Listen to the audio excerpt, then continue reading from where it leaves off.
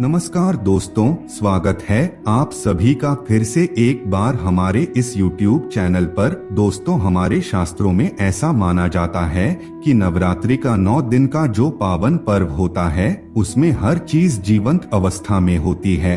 माता रानी स्वयं इस धरातल पर मौजूद सभी चीजों में प्राण फूंक देती हैं। कण कण में माता रानी का वास होता है।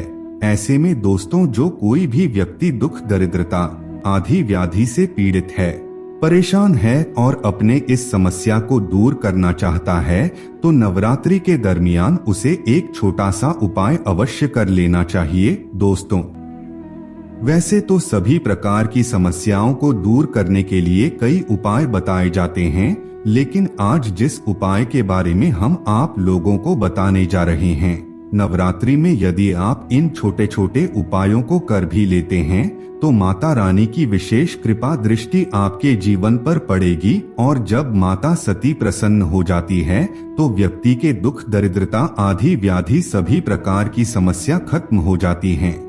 यानी कि ऐसा कहा जा सकता है कि माता रानी सभी प्रकार की पीड़ा को हर लेती है। दोस्तों, आज हम आप लोगों को अंक शास्त्र से जुड़ा हुआ एक उपाय बताएंगे। यदि आप इस अंक को लिखते हैं तो यकीन मानिए आपको लाभ मिलेगा। इस अंक का माता रानी से सीधा संबंध है। आपको इस नंबर को अपने हथेली पर लिखना है। इससे माता रानी प्रसन्न हो जाती है और आपकी सभी प्रकार की समस्याओं को दूर करके मनोकामना को पूरी करती हैं। दोस्तों, संपूर्ण उपाय जानने से पहले आपसे एक छोटा सा निवेदन करना चाहेंगे।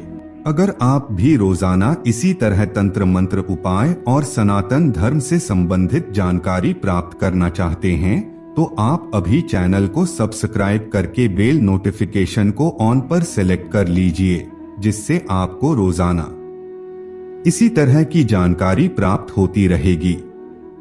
तो चलिए फिर जानते हैं वह कौन सा नंबर है जो आपकी सभी प्रकार के दुख और तकलीफ को दूर कर सकता है। जी हाँ दोस्तों, यदि आपके जीवन में जो कुछ भी तकलीफ है, आदि व्याधि है, आप काफी लंबे समय से पीड़ा से गुजर रहे हैं, तो नवरात्रि में यह 9 दिन आपके लिए बेहद ही ज्यादा महत्वपूर्ण है। अगर आप इन दिनों का लाभ उठाते हैं तो माता सती आपके जितने भी दुख तकलीफ है उन सभी को बड़ी आसानी से दूर कर देंगी। ऐसा माना जाता है कि नवरात्रि के इन दिनों में माता पृथ्वी पर भ्रमण करने के लिए आती है तो हर जगह पर प्राण फूंक देती है, हर जगह को जीवंत कर देती है। कण कण में उनका वास होता है। ऐसे में जो कोई भी भक्त सच्चे मन से उनको पुकारता है या फिर उनका कोई भी उपाय करता है तो तुरंत ही लाभ मिलता है, क्योंकि हर जगह उनका वास होता है। कण कण वे विद्यमान रहती है, वह हर जगह जीवंत अवस्था में होती है। तो ऐसे में अगर कोई भी व्यक्ति छोटा सा उपाय करता है तो माता रानी अतिशीघ्र ही प्रसन्न हो जाती है और व्यक्ति की सभी प्रकार की दुख तकलीफों को दूर कर देती है। दोस्तों, इस अंक को आपको अपनी हथेली पर लिखना है।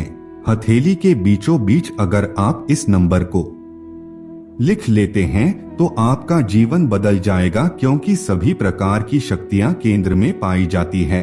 सेंटर में ही सभी प्रकार के पावर मौजूद होते हैं। तो ऐसे में हमारे हथेली का जो सेंटर होता है वहां पर आपको इस नंबर को लिखना है, क्योंकि किसी भी जगह को संचालित करने के लिए, किसी भी जगह पर ऊर्जा पहुंचाने के लिए शक्ति का केंद्र में बने रहना अत्यंत आवश्यक है।